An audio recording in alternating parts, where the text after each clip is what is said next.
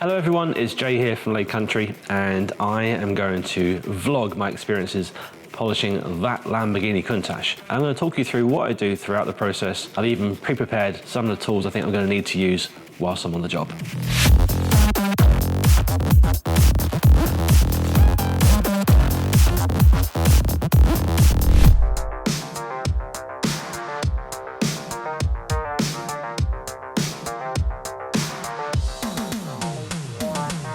Before we get started, you've got to come and see some of the things that are wrong with this car. And unfortunately, I can't fix all of them. Not because I can't fix them, but because to do so would wipe 6 figures off its value.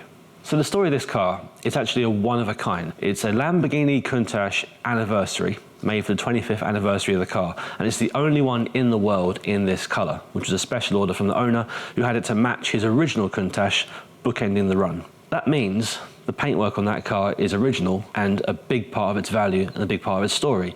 So what we can't do is fix some of the more major defects by having them repainted, even though I actually really would want that, because that would decrease the value of the car just so much. So what I'm going to do is rectify, to the best of my ability, the things that I can do, whilst bearing in mind there are certain limitations on this particular vehicle. And because it's a Countach, we've got some interesting areas and shapes to get around, and that's why I've laid out this little selection of pads here to talk you through some of the things we're going to use on the various louvres, vents and grills and things on this particular car. So on this side of my bench, I've laid out a variety of 1, 2 and 3 inch pads from the Lake Country range. Now they're not actually necessarily 1, 2 and 3 inches in diameter, but we refer to the sort of size of the backing plates we're using that these things would fit to. So for example, this SDO mini pad is bigger than 2 inches, but the backing plate you fitted to is 2 inches in size, fits on nicely there. I'm going to refer to it as a 2 inch pad. It's just easiest that way. I have microfibers in 2 and 1 inch sizes because there are certain parts of that car that are going to need some decent amount of cut, and a microfiber pad is going to give me more cut than any of the foams would do, and a lot of precision as well. The thing about this car, of course, being a single stage finish means that it's got no lacquer, no clear coat. So this will turn orange when I start to use it. Do not be alarmed. SDO minis here in the 2 inches. Blue, orange and black to give me all the bases covered there, and there are certain parts of the car where actually I've got a bit more freedom to get out with a 3 inch pad, and I'm going to use the CCS versions of our HDOs in the 3.5 inch or 3 inch configuration for those sort of easier sections to get to. I do actually have the SDO minis here in the 1 inch and the Force in the 1 inch as well. These might look like quite similar pads to the untrained eye, but I want to just point out there is a real difference between them. I'll take the orange ones just to show you. So despite the fact they're both orange, similar color, similar size, they are in fact quite different. So you'll see when I squeeze them, the SDO Mini here, which is the one with the rounded tapered edge, is much softer foam than the Force. So don't be surprised to find they act differently. And also the Force, if you can see, has a straight tapered edge, comes up in a nice point there, whereas the SDO has a rounded taper at the edge. That makes one of these more suitable for rotary work than the other, one more suitable for random orbital work than the other, and you'll see which one I use and why as we go. Besides the smaller pads, which I will have in a 12mm and rotary configuration, I've also got an extension for my mini machine here to allow me to get into some really awkward areas. We've also got 5 inch options. I'll go to my old favourite, the HDO 550F microfiber cutting pad. That's going to cover the large flat sections of the car. Where I don't need as much cut, and remember I'm being sympathetic to the paint here and trying to remove as little as possible and be really, really careful with it, I'll probably go with a orange HDO foam with the CCS on there. So the CCS actually traps fresh compound away from the surface of the paint, meaning you can work longer stages. So basically I'll use this to do what I need to do and then give it a squeeze. Some fresh compound which was sitting in these reservoirs will then make its way onto the surface of the paint and allow me to carry on that pass a bit longer without having to keep reloading the pad and stopping. So I'll use that for when I've got a good amount of work to do, but not quite as much as I need a microfiber to do. And lastly, I will finish off the whole car with a black foam pad. This 5 inch pad is our Force pad, very, very soft and gentle and great for finishing. That will get most of the work done. However, on the smaller, trickier areas, I'll be using something like the CCS 3 inch, the SDO2 or the SDO1. Right, so this will be a vlog style of video. I haven't actually yet worked out exactly which pad I'm going to use where on the car, but join me along for the ride and we'll find out together.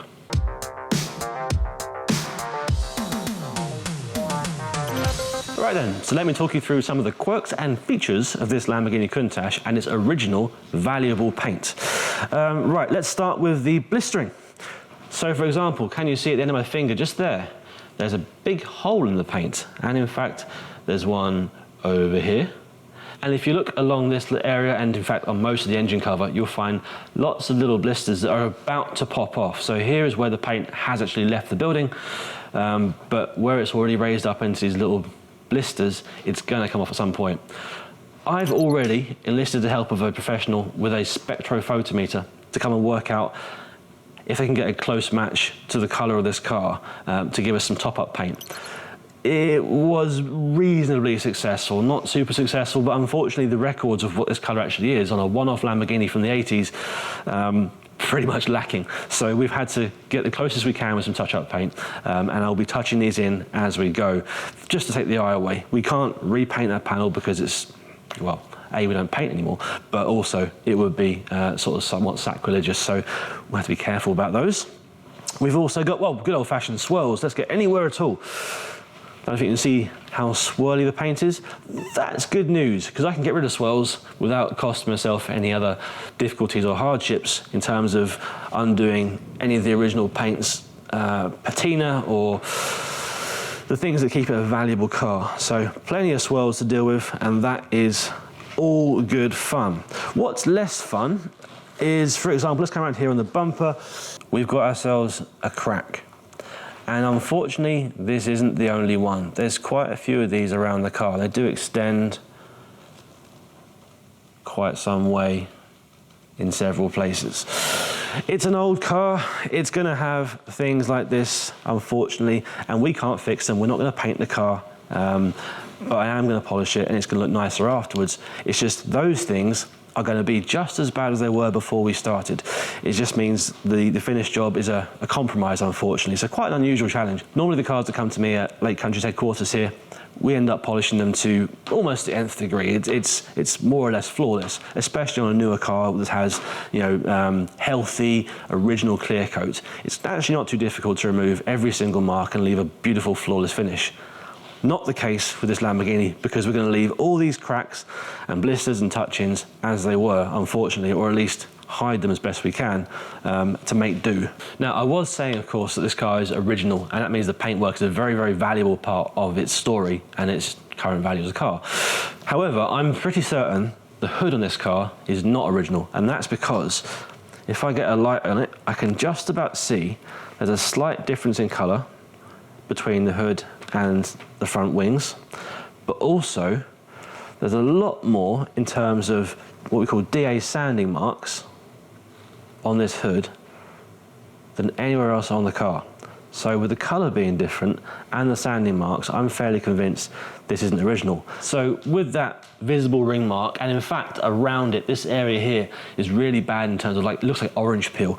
That tells me there's been a repair underneath the top surface of the paint, which means it's probably not the original paint, which means I think that panel isn't necessarily original. Although the rest of the car, as far as I can tell, probably is. So down in there, hopefully the camera can pick it up, it looks really, really white compared to out here. There's actually a cloudiness where I think you can basically see the primer showing through. So before I get started, I want to make sure I've got a nice clean working environment, and that means actually cleaning the car slightly better than it has been done outside, because I've noticed some old waxy residue and other old junk in these shuts that needs to come away. Outside we were being quite careful, not using strong chemicals, and I want to get rid of this stuff. Now it's here and dry, so let's open the engine cover, and that's going to give me access to these sorts of areas. If you come in close, you'll see they're still dirty and around that. There's old wax, there's old compound build up in various places. I've seen around the edges too, so I'm going to clean that stuff off first before we get started.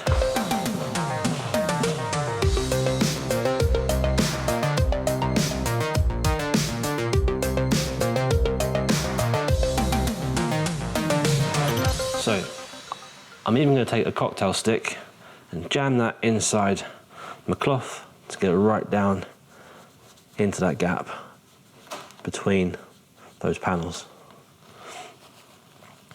Another reason for doing this is it means that I can guarantee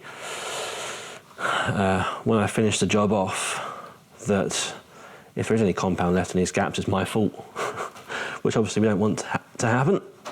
We'll be doing it again after we finish polishing, but for now, this needs to be nice and clean before we get started. And I have broken up that stick quite a lot. It's one of those things.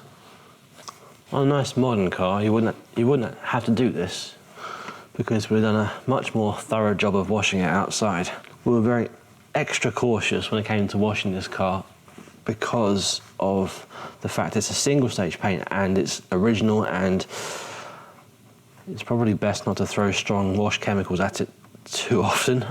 What I'm using now is just isopropyl alcohol, IPA, mixed 50-50 with distilled water, just to remove what's in these shots, which is coming off just fine. And as you can see, no orange. We're not removing any paint with it, which we will do when it comes to the polishing stages.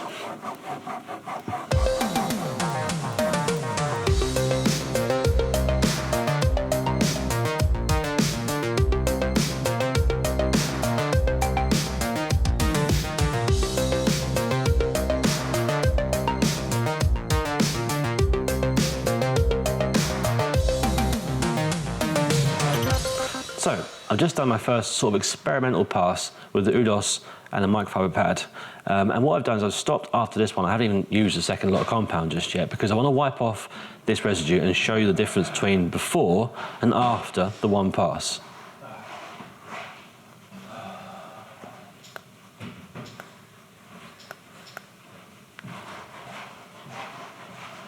Now, even though there are still some deeper marks here that I haven't fully removed on this side where I've done the polishing, the massive change in the swirls, to me, on a car where I'm trying to preserve the patina in some ways and not remove more paint than is necessary, is probably enough. So it's going to be like an enhancement kind of job, this one, really. We're going to be removing quite a lot of the swirl marks that are in the shallowest parts of the top of the paint, but we're not going to go deep. We're not going to take out the really deep stuff because at the end of the day, I can try to remove the deeper scratches and marks, but the thing is, I'm still, even if I get that perfect, not going to be able to fix the things like the blistering and the cracks and so on and so forth that are already there. So since we're accepting there's going to be a compromise, I think this level of defect correction is enough on this job. Right, so now I know the microfiber pad gives me enough cut to remove as much as I need to in one single pass. I'm going to stick with this one on all of the large flat areas I can reach very easily on this particular car, on the tops and the sides as well. When it comes to smaller areas that I can't access with a big 5-inch pad, I'm going to need to go down to one of our 2, maybe 3-inch pads to get into those tricky areas, which we'll see in a second.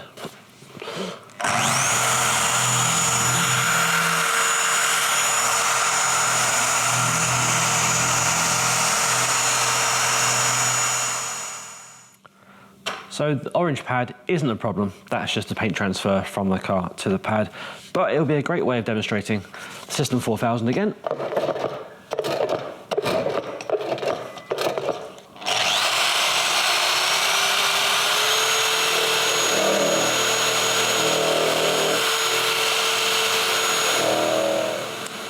So I've hit the roof with the microfiber pad.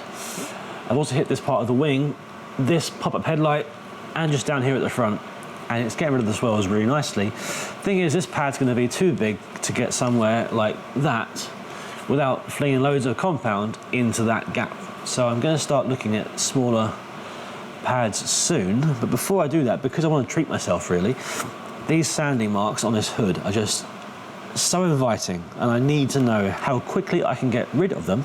That's where I'm going to go next, but I've got to bear in mind there are various sections here I'll need to come back and revisit with a smaller pad soon. So let's see how that goes.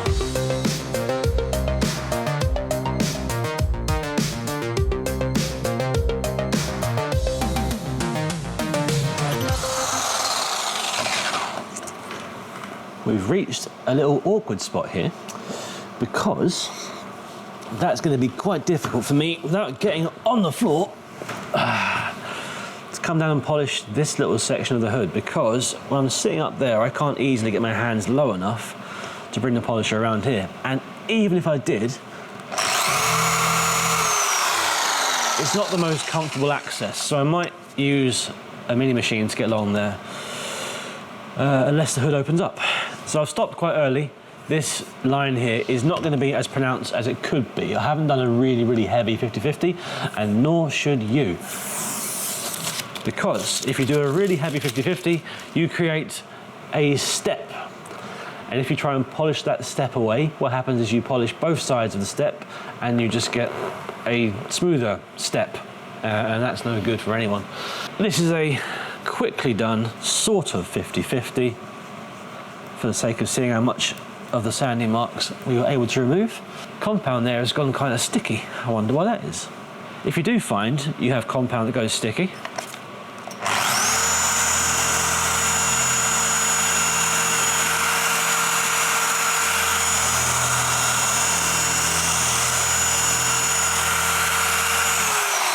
often going over it one more time, sort of re-soften it so it's easy to wipe off. So I've still got the deepest pigtail left over, but most of it's sorted itself out. There's another pigtail over here I think I just saw. There's a couple around, but that's the most prominent one. Now if we were to look at the sanding marks on the left hand side, where I haven't been yet, that's what it was like. Really heavy pigtails. Actually, there's one in there. There's a really deep pigtail in there on its own. See that one curving around to the left-hand side of the bulb? That's a big, deep one.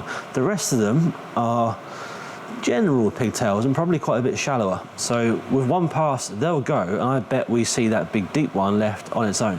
But as an improvement, not bad for a single pass. And go again.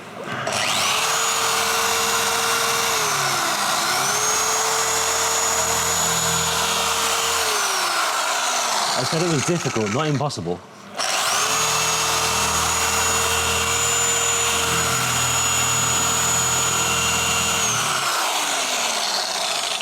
By the way, what I've done here is I've marked with some compound where after the first pass I could still see there was either a deep mark or a big cluster of pigtails or sanding marks that I still need to remove. So I can plonk some compound down and keep going without having to keep checking again or reloading the pad.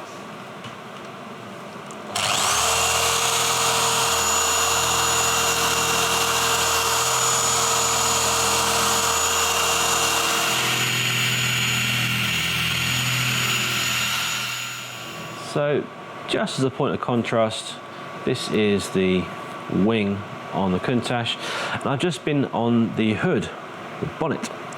As you can see, swirls are gone, the sanding marks and pigtails and so on, they are all gone.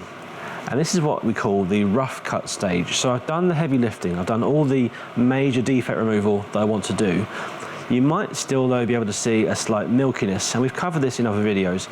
That is a very, very faint haze left over by the heavy cutting from the microfiber pad that I used in the first stages. That's fine, that milkiness is there, it's expected. So I just wanted to say, this is where I wanted to be. This is exactly what I wanted. A slightly milky haze, but the heavy lifting has been done. The deep defects have been removed as far as I want them to be. I'm ready on this panel for the refining stage. But of course I can't do that yet because I've hit the hood and I haven't gone down here or up here or along there. I've got plenty still to do. But a great example of where I'm aiming for before we get to refining the car at the end.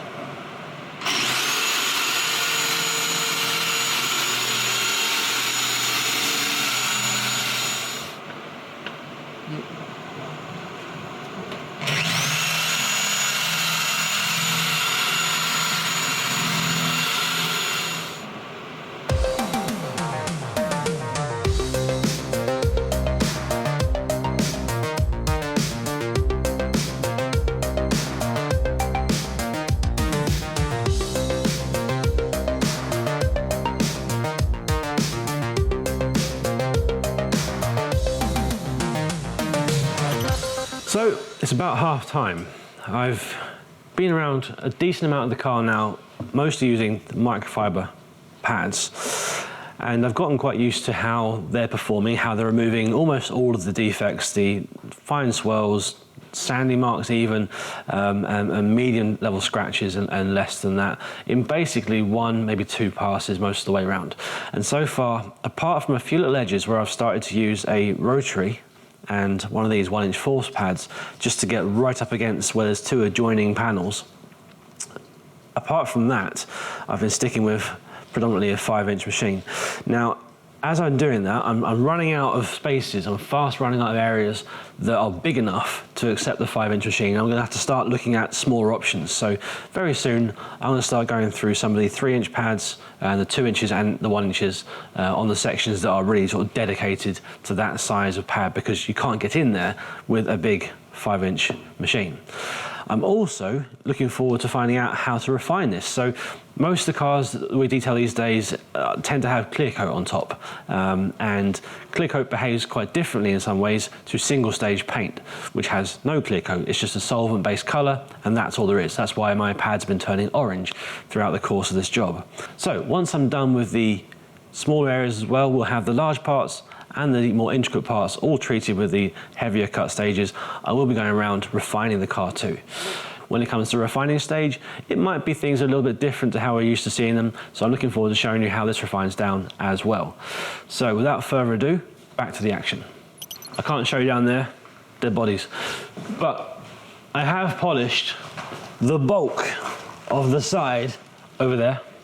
I have polished the bulk of the top surfaces at the front end. I still need to get involved with these fine little areas. So it's going to be small pads very, very soon. And likewise, down here, no problem at all with a 5-inch pad, just to recap. But in there, absolutely no chance with a 5-inch whatsoever. So I'm going to need to get my 1, maybe 2-inch pads into those gaps. Likewise, I've polished the door, I've polished the quarter panel in these easy to access parts. But getting in here with a 5-inch pad, much, much more tricky. So it's time to get probably a 3, maybe a 2-inch out on that little zone. The less said about these vents, the better, because not only are they awkward, difficult to get to, unusual shapes, close together, next to a nice black grille, if I get compound inside that, it's more or less going to stay there, as Lamborghini did, it seems, in the 80s. I can still see some right now. So that's going to be good fun. There's these tricky little slats again on the engine cover. Now I've got to be really, really careful with this.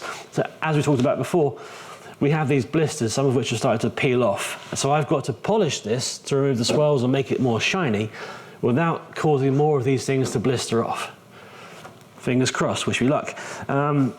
This section here, piece of cake. Can't wait. Flat, square, nice height, looking forward to it. It's going to be easy. So I'm going to finish off the last of the sort of 5-inch zones, and then we will switch over to the small machines, the small pads for the tricky bits. Stick around.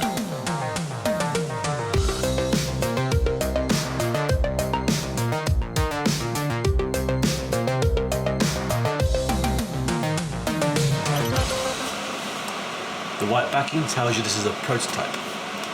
Might as well use it. The finished version is out now. This is the HDO CCS pad, blue foam in 3.5-inch configuration, 3-inch backing, mini machine, and I'm going to use this to get around these sort of zones. I could probably go with a 5-inch up around here most of the way.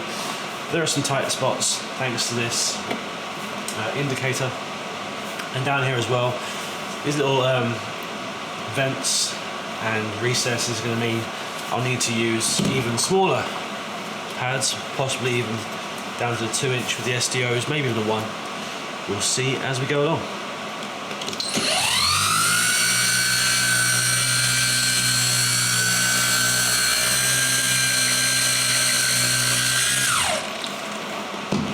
Definitely need more compound than that. I'm actually going to put some in these little pockets just to make sure they get a good amount. So you can see what I'm working with here. Hope you can tell it's Swirl City, but it's going to be really bright and now probably covered in compound.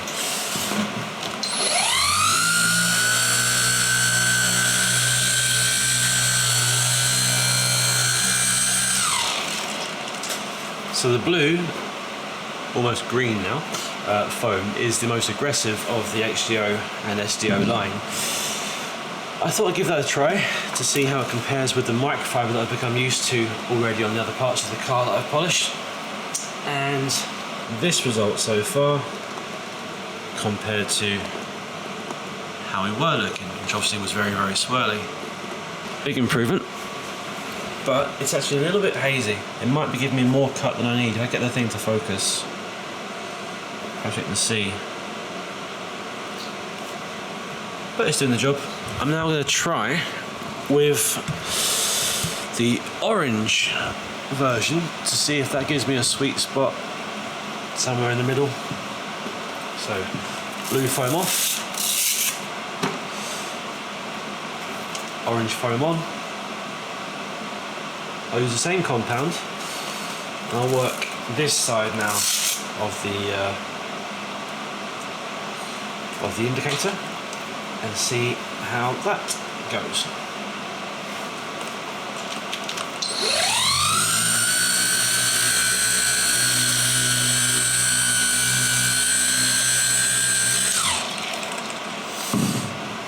Okay, let's buff that back.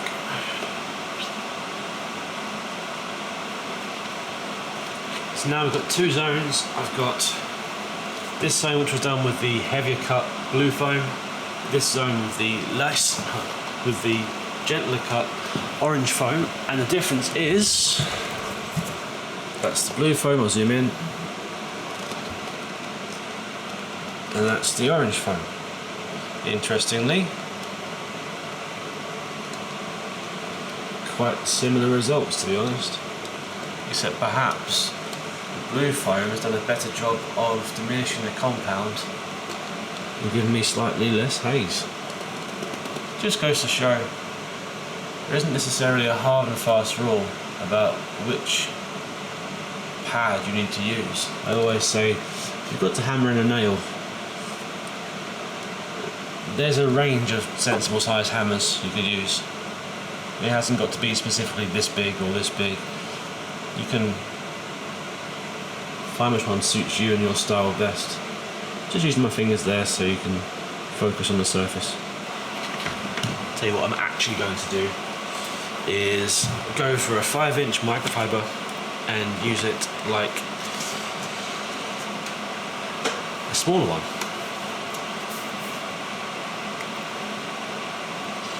This zone is very, very easy to get to with a larger microfiber. Not too worried about that. Here we go.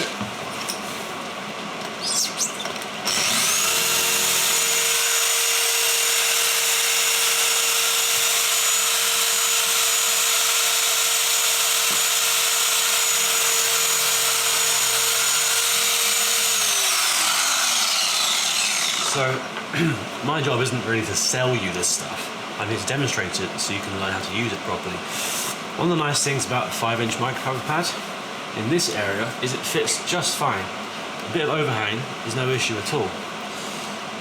That's not to say you don't need small pads. You absolutely do. One of these will come in super helpful when you want to try and get into the tiny little vents and areas that you physically can't fit a 5-inch pad into.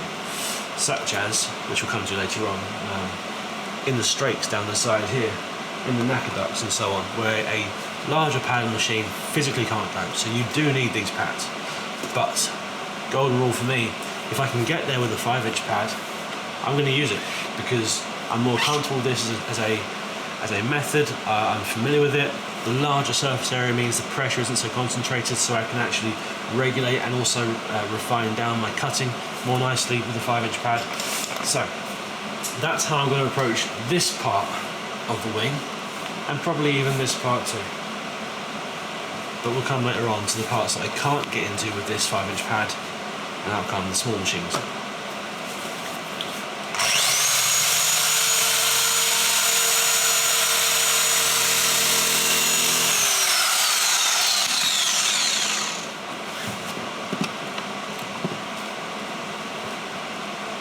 So let's see how that 5-inch microfiber is done compared to the 3-inch foam pads we used earlier on.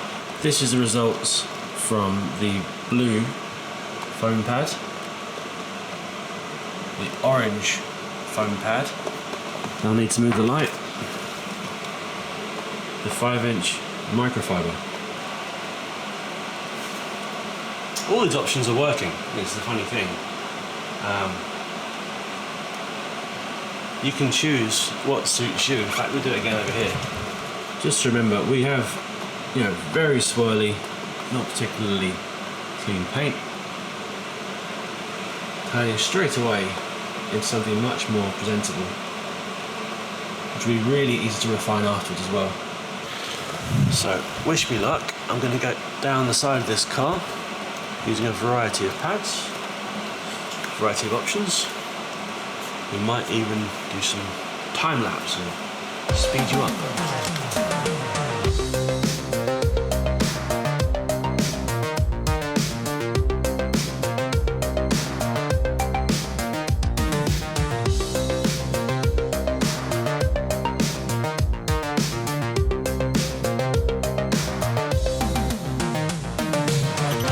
As I'm sure regular viewers of the channel will know already, when you're using a random orbital, like the 5-inch UDOS I was using just now, the thing is, the larger the orbit, the larger the boundary at the edge of where it's actually working on the car to remove defects. Because while the centre is oscillating and orbiting, overlapping itself, at the very edge, there's an area the size of the orbit where the pad sort of pops out and polishes a little bit and then hides away again, rather than going over and over itself. And that perimeter means that as you work up to an edge or a join such as this one, you can't really get the full cutting potential of your pad and compound in that last sort of boundary. And that's where something like this comes in. So I've actually got a Force rotary pad right now. And the reason I'm going to use that, so firstly, can you see the tapered edge? That sharp tapered edge is perfect for rotary work because I can now point that exactly where I want it to be and run along just this strip where, if I show you now, you'll find the larger machine in orbital mode wasn't able to properly access and remove the last of the defects. So let's have a look. Where's a good area to demonstrate? There we go. So along there, let's see if we can see that. Up here, I've got general microfiber haze, no problem at all. But down here, right, this is going to be hard, isn't it? I've got to use 3 hands. Up here, I'm fine with the microfiber haze, not a problem. But down here, there's a boundary, and I'll try and zoom in even closer, where those defects are still quite heavy and I can't really access them with the larger machine because all it's going to do is bump the pad up against this and not put any pressure or do any work on this little zone. So you see again just there, I think, between my fingers. That's no good. So I'm switching to a rotary. Now I could switch to the UDOS rotary, but I don't need a big 5-inch rotary for such quite, weak and gentle little defects. This precision tool is going to give me what I need. So I'm going to run along where I can't get with the larger machine on this mini 1-inch or 1.5-inch foam force pad. I'm going to target just where I want to be. So I will be holding this at an angle, tilting it so that the taper is working on the zone I'm working. So if I run it slowly now and run along, I'm just getting to that little area I can't get to with the big pad. Hold it flat, I'm needlessly polishing up the top here. That's no good.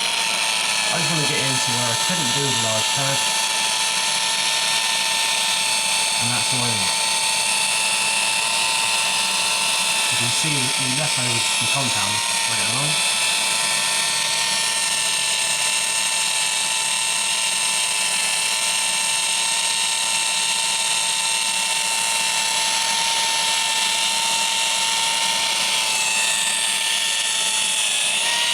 Pick up some more. One more time. I am right-handed, which is quite tricky.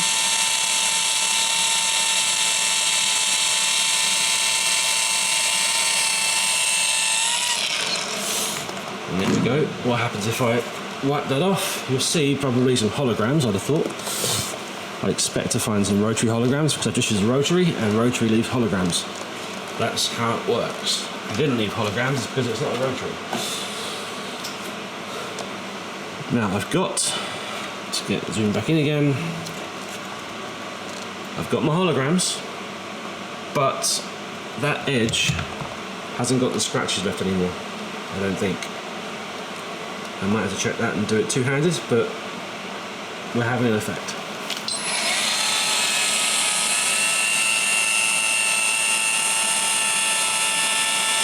Much easier with two hands. So much control.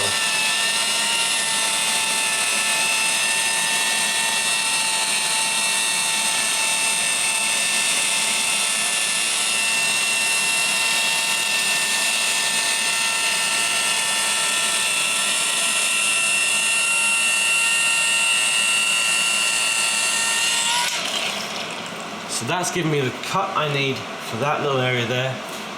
The big DA, random orbital, as it overlaps where I've just been with the rotary, will remove the holograms. It has enough cut to get rid of those, just not the scratches that were there in the first place because of that boundary that's not very effective when you reach an adjacent or adjoining panel.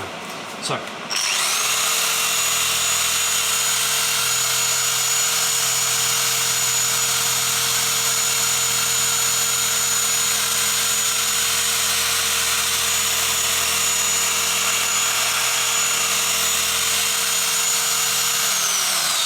as you can see, even there, I've got this tilted, so I'm only trying to get this last inch or so of the panel.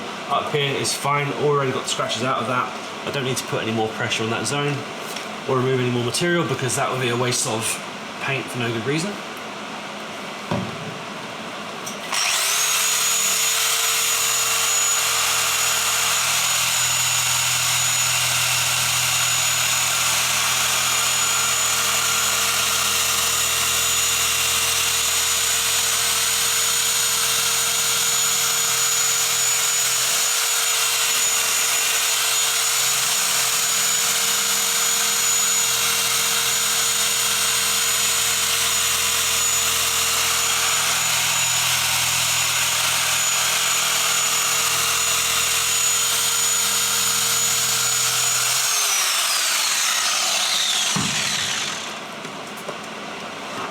So that's one way how I would combine using a large 5-inch pad and a 1-inch rotary.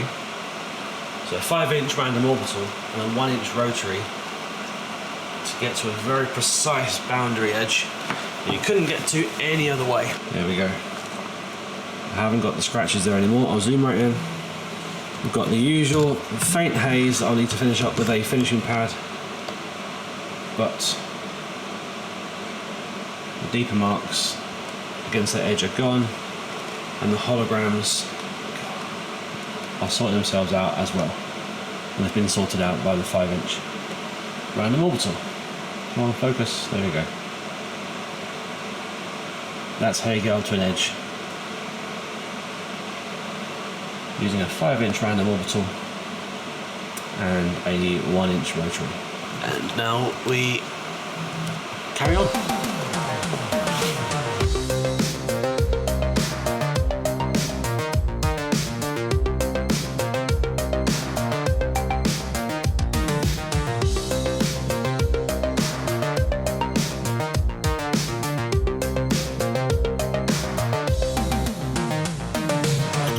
Guys, so here's a really prime example of a kind of deep defect that I just am not going to try and fully remove.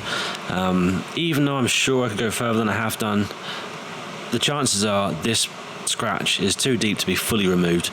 There's no real point in me trying to get it out perfectly because, as I said earlier on, there are lots of things in this car that can't be made perfect, and this is an example of if I was to try and be a hero and fully remove that scratch, And I wound up instead burning a hole through the paint and leaving a big patch of primer and causing a really visible, obvious blemish. That's putting myself several steps back and really raising some eyebrows. So we don't want that to happen. We're going to leave this one sit here. It's kind of out of the way. It's not super noticeable without the light in the right place. But yeah, a great example of where don't be a hero is going to be used in a very practical sense today, because I'm going to leave that one be. So everything down to about here on the bumper I can get to quite easily with the 5-inch pad. Anything further down that way in these vents is going to need some more specialist attention. So I'm going to stick to using the 5-inch pad and do the easy bits first. We'll come back and deal with the bumper and those vents, I suspect, a little bit later on. Now it's time for a shuffle to the left. I've done to about here already. I'm now going to work my way down this part of the wing, and I'm going to do it with the door open, because if the door is closed, the edge of the door and the edge of the wing will capture some of the compound from the pad as it's doing its thing and splatter it into the door shuts, which I don't really want to do. I can work much cleaner without the risk of catching myself on those edges, so that's what I'm going to do. Door open. Your mileage may vary, up to you. This is just how I prefer to work. Let's get rid of these swirls.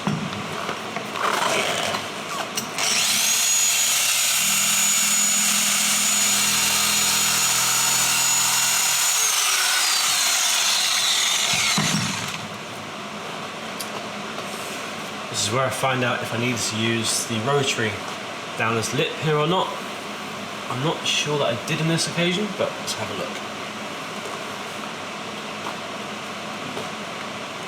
So yeah, there is a lip, which is a very small area next to this wheel arch extension, where I didn't quite get with the DA random orbital. So I will go over that with the rotary, the mini rotary, but this, where the 5-inch random orbital could get to without any compromise, is all fine.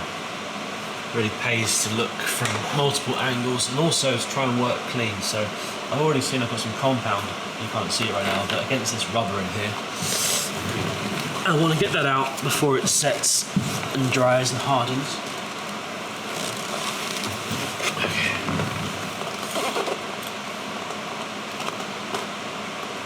And one of the main reasons this car is on the floor right now, as opposed to lifted at a convenient height, is because we actually used to have a couple of car lifts up in this zone, but we've moved them out of the way to make more space for you guys to come along for training courses, because they're quite impractical things to keep stepping over. So they've gone, and this Countach is living on the floor, and so am I, for now.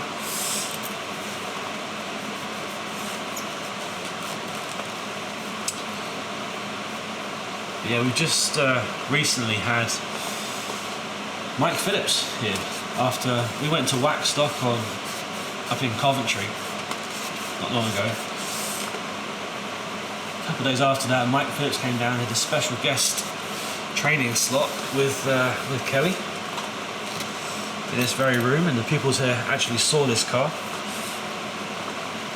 If you'd like to come along for training at some point, do check out the link in description, but it's lakecountrymfg.com/training, and you'll find out about the courses we'll be running in the future.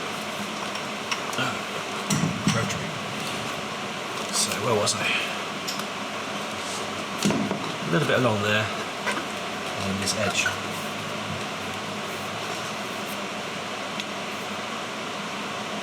That's enough.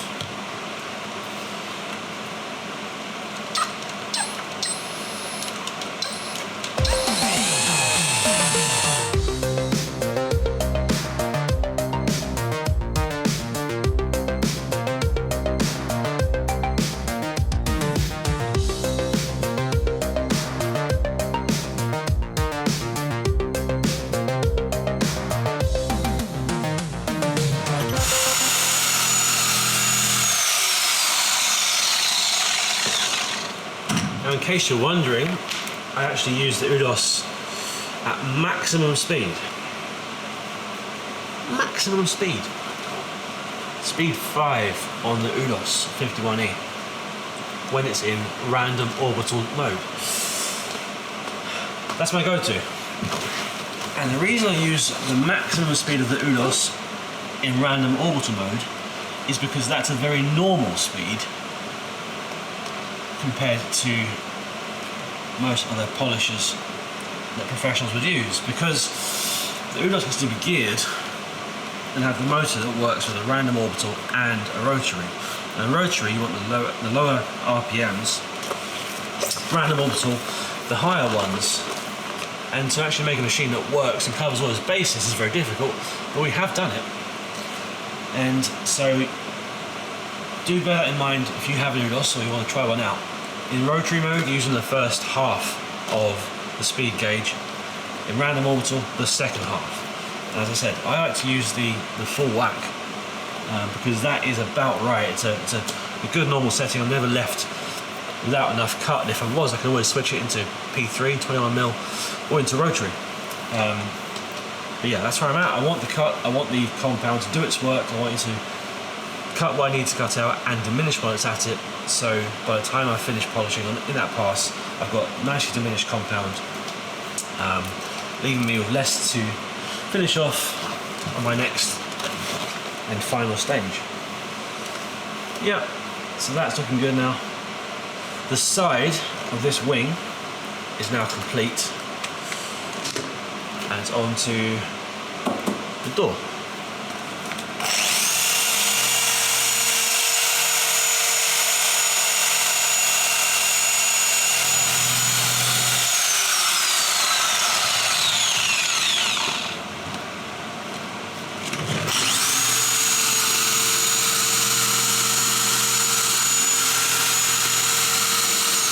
The bulk of the door is done. I'm going to carry on down the side using a 5-inch pad wherever I can.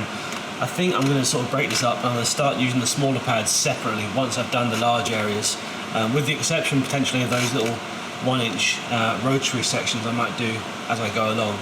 But yeah, the main part of the door now done, back onto the quarter panel.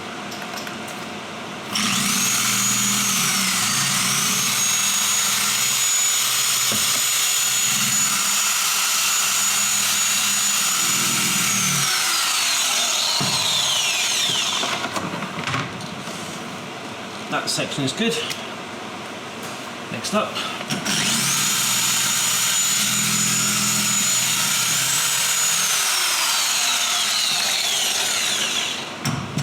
so when you're working this close to an old car like this, you can start to see more and more things that aren't quite right with it.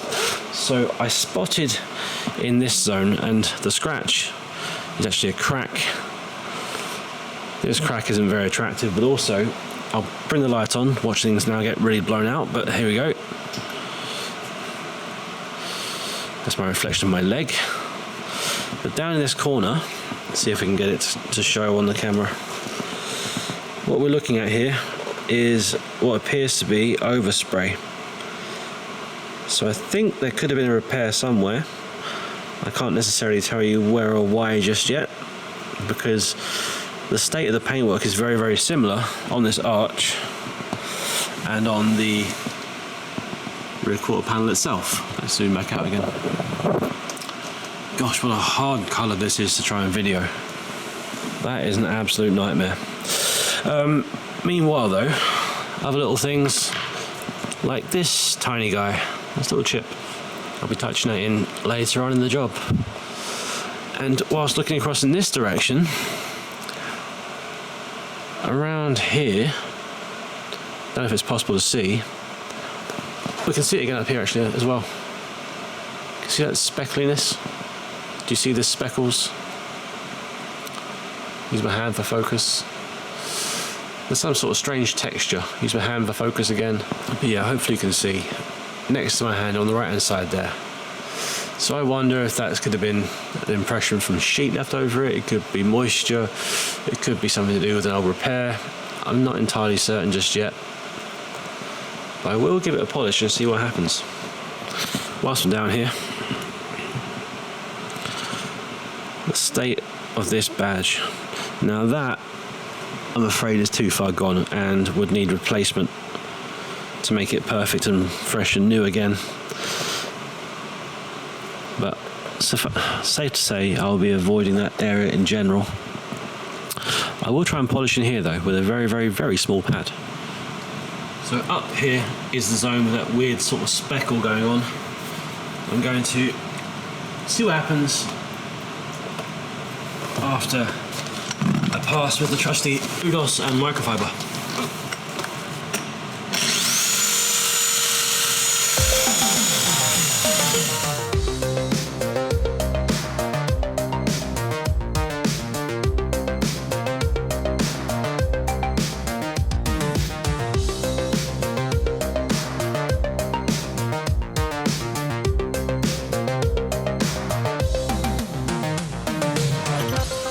Hopefully you can see that. There's the other end.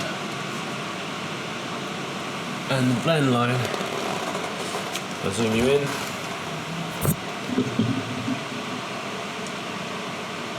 Can be seen just in the centre of where the hologram is, really. This little boundary. Try and ignore the holograms. There's a faint line right in the centre of the screen right now, I think.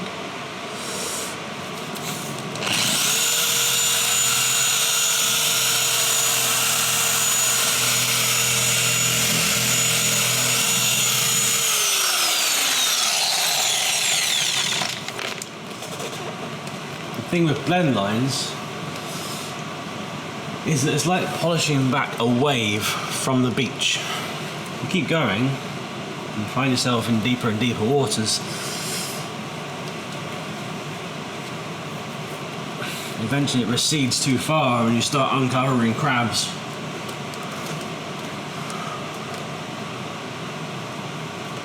And other urchins and demons you didn't want to see.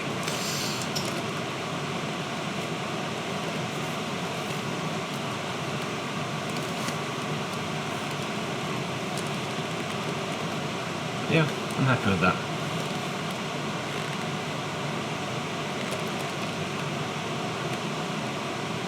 I think I want a little more along here. And perhaps the best way of doing that is with a mini machine.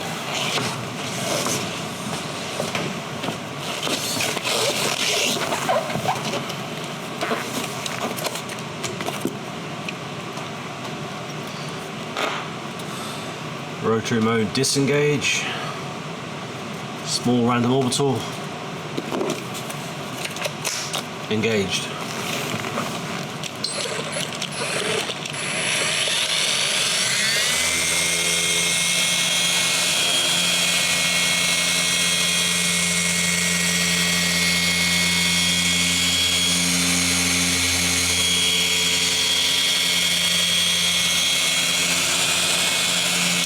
As I said before, the only reason for doing that is to remove the holograms I caused when I was using the mini machine in rotary mode to get to this edge, this little crease. And having now gone over it with the random orbital version of the same machine, we have no holograms and no scratches.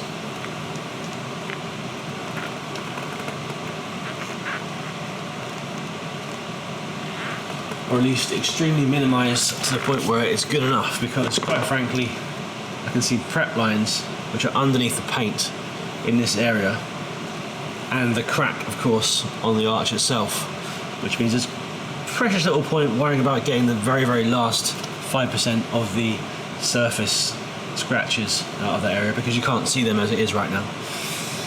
Your eyes are rather drawn to the gaping Great Canyon. Hopefully you can see the prep lines up there, which are under the paint, or in the paint, and I can't do anything about. And that deep scratch. We're not going to be a hero, we're not going to remove every single part of that.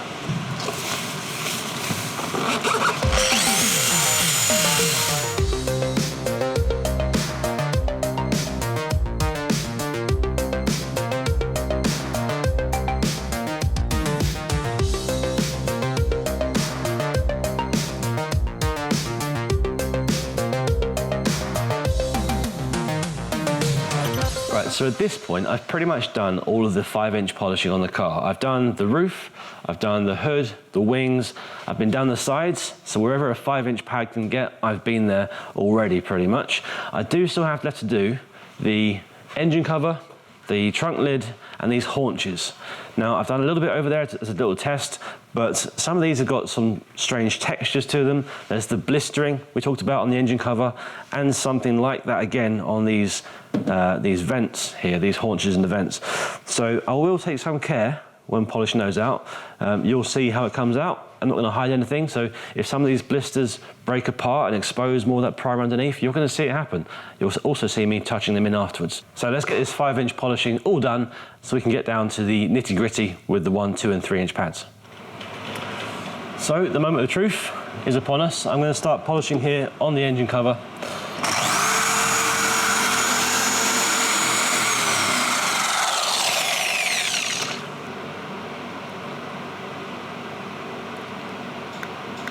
So, those little blisters haven't got any worse. The compound's there, I'm about to wipe it off. I can see already, none of the other blisters have started to pop off at all. The one that was already starting to crack out hasn't changed at all, so good news. Hopefully all we've done is remove the swirl marks without making anything worse. Let's find out.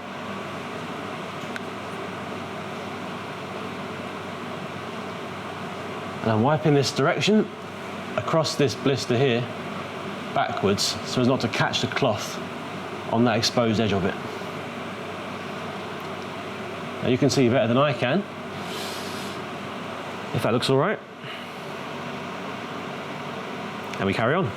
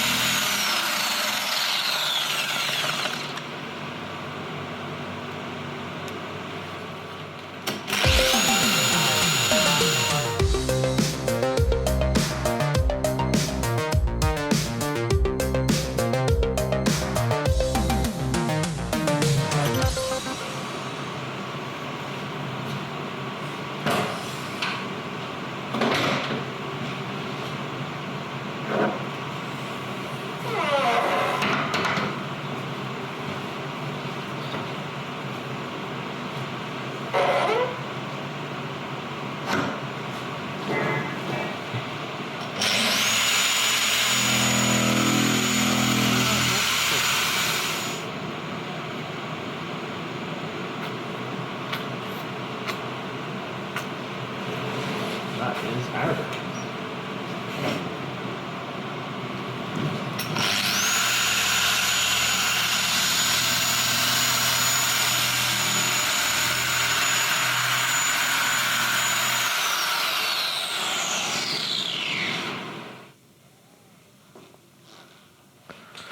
Right then guys, so I've finally finished off what I'm going to do with the 5-inch pad. The large areas of this car are basically done, and I'm treating myself by doing the easiest section last of all, which is this rear deck. Now, one sort of top tip, as someone else would say, is that I want to make sure I manage my time properly and make sure there's no surprises that might lengthen the job. Now, this being a single stage paint, no lacquer, remember, I want to make sure that I know the refining stage I've got coming up is going to take a certain amount of time that I'm familiar with, as opposed to throwing any sort of surprises at me. So before I get started with the mini machines, mini pads, doing all the intricate areas, I'm just going to make sure there's no surprises ahead in the refining stage by doing a little test patch on this rear deck here with the finishing pad. Let's see what happens.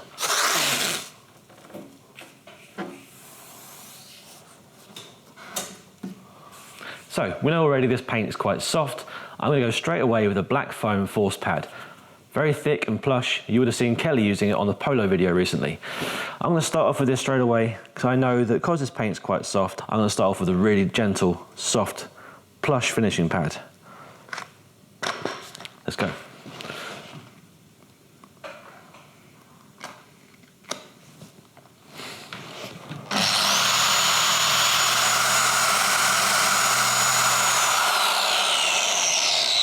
Let's wipe off this finishing polish and see what sort of an improvement we've got.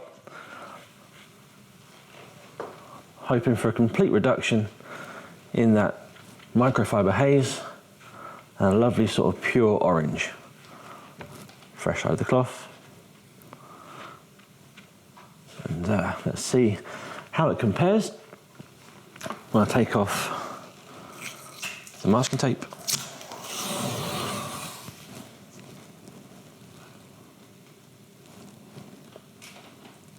Nice improvement there. So you can obviously see on the left hand side there, really obvious microfiber haze, and across that line there, where I've refined with the black force pad, a much clearer, better, crisper, glossy orange. But I am curious to see what might happen if I try instead using a microfiber finishing pad. So I can still see in that zone I've just polished a little tiny bit of hazing or faint defects from the polisher. And I'm not sure if it's the original microfiber hazing or if it's been left by the polishing foam and compound, which might mean I need to try something less aggressive. So I wonder, we've been doing so well with the microfiber cutting pad, I want to see what happens with the microfiber finishing pad to see if that does a better job than a foam on this kind of paint.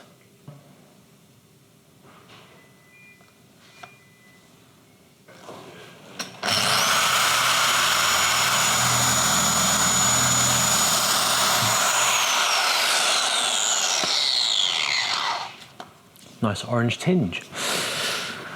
Right, so let's buff off this polish residue and see what we have on this side.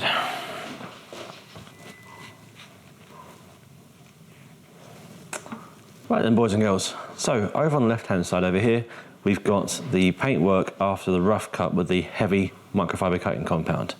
Then across this line we have the results using the very soft plush black foam force finishing pad, and then coming further across down here we have the results across that line now with the black microfiber polishing pad, all from Lake Country. I didn't go right the way up to this edge, you see, with the black foam. So guys, that was really worth doing. I didn't know what to expect just then. In actual fact, the black microfiber polishing pad is the way forward in finishing off this car. And because I took the time to do that little experiment halfway through the job, because as I said before, I haven't done all the last bits of cutting yet with the small pads, because I did that, I now know when it comes to finishing, I have to use a different sort of pad to what I would normally use, and that's going to make sure there's no surprises for me when it comes to finishing off the whole job. So if you find yourself working with a single stage paint, no clear coat, and you're having trouble getting it to refine, perhaps try one of these black finishing microfiber pads from Lake Country and see how you get on with that. So we're about ready to do the refining stage in this car. All of the cutting's done. We've used the microfiber pad in 5, 3, 2 and 1 inch configurations on different parts of the car, and now we're ready to refine it. So fortunately, earlier on I carried out a test. If you remember, I did an experiment, and what I did is I took an area that I'd heavy cut with a microfiber pad and I masked it up and did a test using a black foam finishing pad to see how well it refined. I then masked another line and did another test with a black polishing microfiber pad to see how that compared to the foam. Fortunately, that test was very conclusive. What it revealed was that the microfiber polishing pad was doing a much better job of removing the haze and leaving nothing behind than the foam was on this occasion. Now this paint is single stage, it hasn't got a clear coat. It's not the first single stage car I've ever polished, but it is unusual in today's market. So my advice to you guys would be, if you ever come across a kind of paint, whether it be single stage or harder than you expected or softer and so on, that's unusual to you, do a test. Work a little area to completion. So carry out the heavy cutting and the refining, make sure you're comfortable whichever sprays you're using like IPA or any panel wipes in an inconspicuous area to make sure you can see ahead on the journey, because you want to know as soon as you can that the job is going to progress at a pace that you're comfortable and used to. So a foam polishing pad goes on and on and on. You can polish a lot of the car with 1 or 2 pads without having to stop, change the pad or wash it. The benefit of this is it's doing a better job than the foam. But unfortunately, the microfiber polishing pad will clog up because of the nature of the fibers, like a microfiber cutting pad would do. And that means this job in refining terms is going to take me longer than it ordinarily would with a foam pad. I'm going to be slower, I'm going to have to clean this out more, either blow it out or use a System 4000, or have a stack of fresh ones available to me at all times. So it's going to be a bit more time added to the job. Unfortunately, I found that out early. By doing the test, I knew already this refining stage is going to take me longer. And that's something that's really, really helpful when communicating with your customers. So my top tip would be test, experiment, understand the job, so you can feed that back to the customer early on in the job with no surprises towards the end. All right, guys, let's get involved with the mini machines, the mini pads.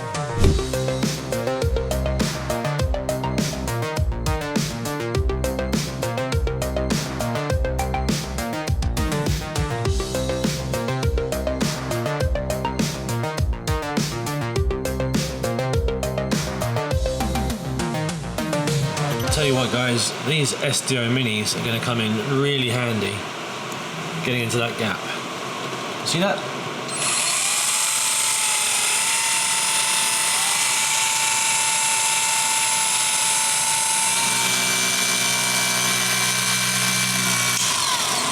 Right, so I'm stopping there because I want to show you what I've just done. Now, I first went along this line with the rotary force pad in rotary mode to deal with some of the dullness that was going on in that little area, a little recess there.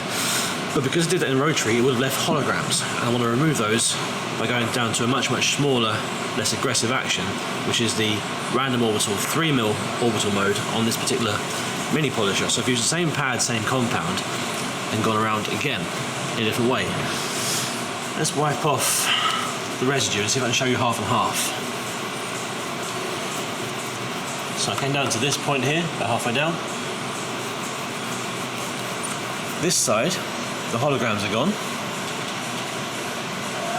in here, but down here you'll see where I haven't been yet. We have the rotary holograms. That's this white streaky line of reflection above my fingernail. You'll see it stop where I went with the random orbital. Perhaps that's too much attention to detail, but it had to be done. I couldn't sit here and leave that hologram. Again, that's this white streaky reflection from there to there. I couldn't leave that when I know that simply switching to a random orbital would fix it all. So now you know, the next time you're polishing a 1989 Countach, that's how you get into this little area here, with a rotary and orbital polisher. Same pad, same compound, great result with no holograms. In the small gaps where I haven't got a 1-inch black microfiber polishing pad, I'm going to use the black SDO Mini.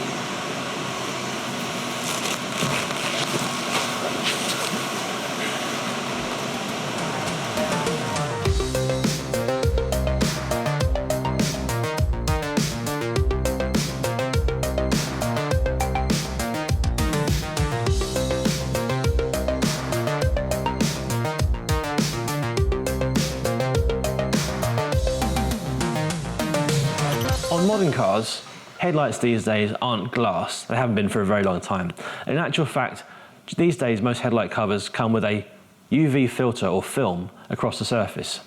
In my personal opinion, it's not a great idea to machine polish those modern headlights, because if you were to wear down that UV filter, all that happens is that the rate at which those headlights then turn yellow, discolor, start to crack and look horrible increases. Unfortunately, that will happen sooner if you remove that modern UV coating. So my top tip would be trying to avoid polishing modern headlight covers if you can. That's not the case though with taillights. With taillights, no problem at all. And in actual fact, especially with the red ones, you can really see a big improvement in gloss as you go from the heavy cut to the refine. So before I get started with polishing the headlights, first off, I'm going to remove the built-up gunk and excess glue from around the outside with a technique which Jim White told me he calls toothpickery. So what I'm actually going to do is soften the dirt from around the edge using a tar and glue remover. Once that's softened, I'm then going to sort of gently pick away at it with a toothpick without digging it underneath where the light cover meets the bodywork. Because I don't want to push the glue away or cause any holes or breaks in it, but I do want to remove the excess that's seeped over the top. So let me start by demonstrating along this bottom line here. This is a cotton swab with the tar and glue remover. I'm just going to wipe that along to apply a little bit in a localised area. You can see that black line of junk all along the bottom there. If I now come in with a cocktail stick, I can more easily sort of dig that and scrape that away.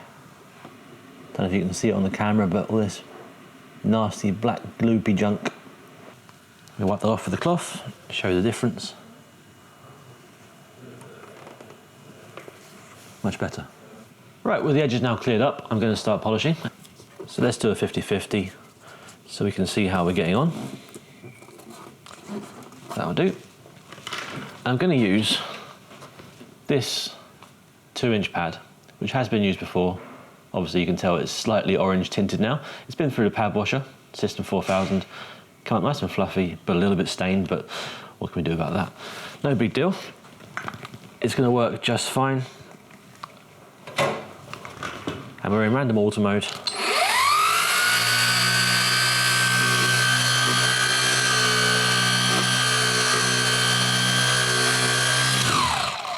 We'll need to adjust the camera, I'm sure, but I'll take the tape off now. So no surprises, we have some micro hazing. That's what we expect. So obviously very, very swirly original on the right hand side, and then swirls gone. Still some micro marring on the left. But I'd say out in the sun, you're going to see a real difference. So with the swirls all gone on one half, I'm now going to do the other half. And after that, we'll be refining with a 2-inch SDO black foam pad. Let's see how it goes.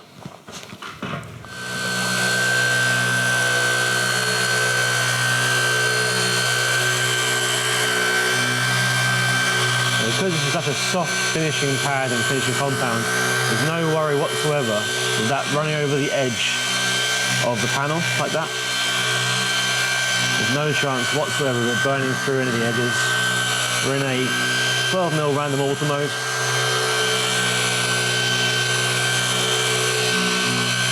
And that should be enough to remove those heavy cut microfiber marks from the first stage.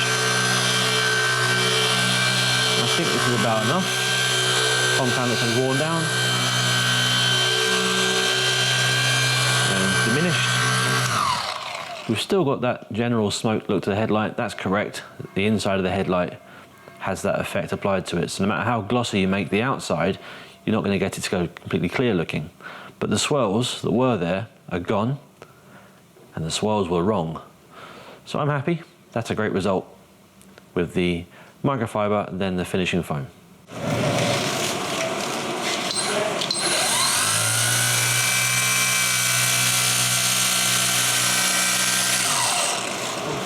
That is a massive improvement. That's what they were like.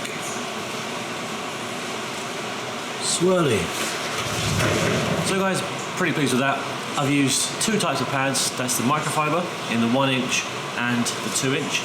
2 went most of the way, but the 1-inch was needed because the red reflector here is actually proud, leaving a small recess for the reversing light there. So those 2 did the cutting, switched over to the 2-inch SDO foam finishing, which obviously could conform much more easily, being a foam and tapered as well. Could get into that gap, and I was able to finish off the whole 3-light set with this. Job done.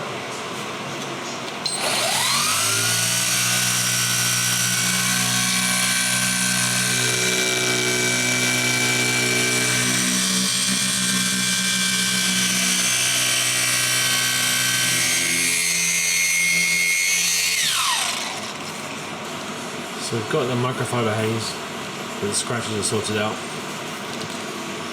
It's quite dull, that was quite a heavy cut. I was careful to avoid over here. Zoom in. As you can see, that's where the white sort of primer is showing through from not enough coverage of the orange. So I left this area. Well, I haven't tried to get deep in there. That'd be a bad idea.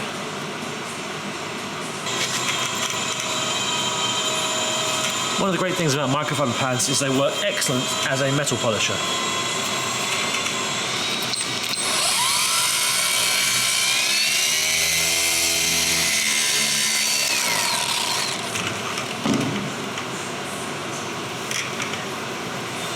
want to get rid of the last of that black compound residue in these creases. Looks better to me. So guys, what I've got in front of me are a selection of colour swatches. These are manufacturers of paint that supply like little libraries effectively. All different kinds of colours made for all different manufacturers and brands and cars from around the world. Now, because this Lamborghini is a one-off effectively, the records of the actual colour used from the late 80s on this particular car are very, very vague. In fact, looking it up on various systems, you can't really find anything about it. Fortunately, it does have a sticker on the underside of the hood from PPG that says Orancio, which just means orange. And that's not a very, very specific term, and it hasn't really helped us in trying to find an actual match for the colour in this car. None of the systems we have these days have the records that would show us what that actually means from a 1989 Lamborghini. So what I've done is I've got all of these swatches out here, and I've gone through them individually and tried to find, just from memory and eyesight, a roughly similar or something hopefully close enough that will give me an orange I can use to touch in those broken blisters on the engine cover. Unfortunately, none of them are quite right. This one here is the closest, which happens to be called PL4 KL4 Crush, a colour from a Chrysler. So that's why we enlisted the help of a local paint manufacturer to come in with a spectrophotometer. So the reading from the spectrophotometer feeds back into a system that allows it to try and interpret the colour it's seeing, and hopefully provides you with a list of ingredients to make the colour again in an accurate kind of way. And that has resulted in this pot of paint here, which is manufactured especially for us. It's in a solvent base, which means there's no need for a clear coat on top, just like the original car, and it's close enough that we can touch in those spots, at least to a reasonable degree of accuracy. It's not going to be 100% perfect. In fact, the spectrophotometer reading gave us what they said was an 85% match.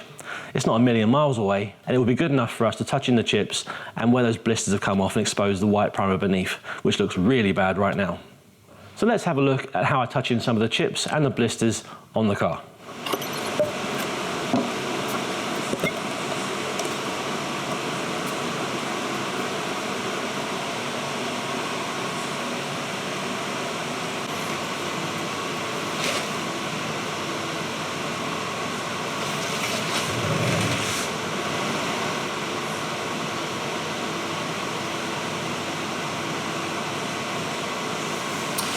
So this isn't really a chip. This is where someone in the past has removed a number plate and it's taken the paint off with it, leaving a big gap, which I've just filled in there with some paint. We'll see how it dries out.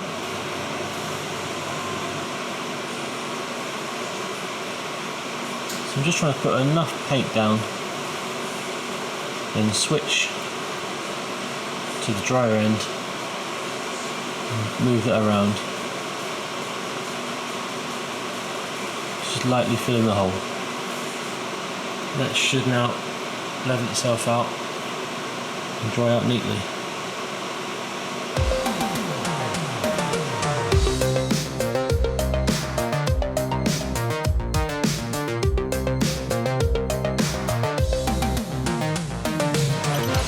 The goal here really isn't trying to get perfection. That's not going to be achievable. The sort of theoretical idea of touching in the chip, denibbing it, sanding, polishing and so on. Realistically, with this many chips, it'd be an awful lot of time. And as we talked about, I'm sure by now, a number of times on this video, we've got a lot of cracks in the paint, a lot of things that permanently let it down. So to spend all that time trying to make these chips and touch-ins absolutely perfect would be a waste in my opinion, because the overall effect will still be let down by those things we can't fix. But it is worth doing this. It's a very quick process, just a few minutes going around with a cocktail stick.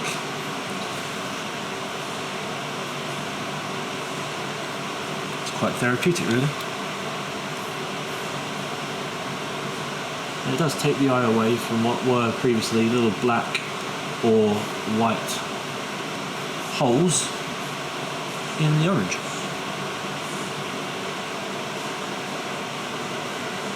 It's quite funny as I go around here, I keep finding other touch-ins, like the one here,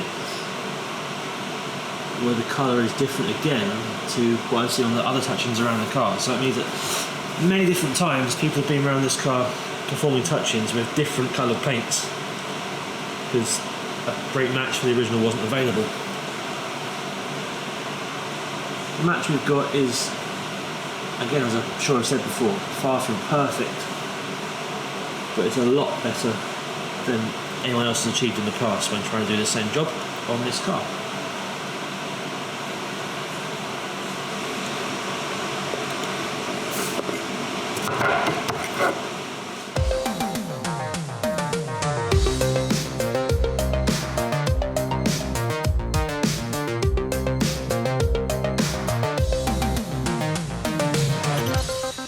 So, boys and girls, we're almost there. We're about to cross the finish line on this Lamborghini Countach. So as we talked about at the start of the job, really and truly removing the swirl marks, increasing the gloss was the aim of this job. It's just about finished, customer is on his way, so let's get on to the toothpicks.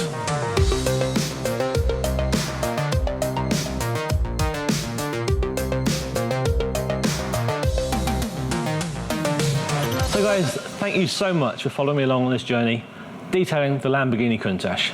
It's been an exciting and interesting one for me, and hopefully you've picked up a tip or two along the way. Perhaps where I use the mini machines, perhaps when it came down to how to refine this single stage paint. All that's left now, customer's on his way, is to give you some B-roll.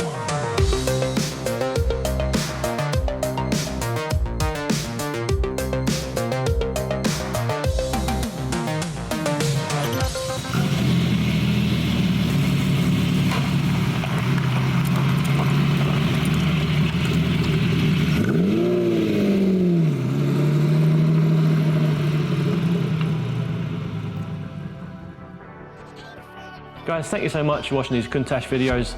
Next time around, it'll be Kelly Harris back on camera again and me on the other side. But while you won't see me soon, hopefully we'll see you.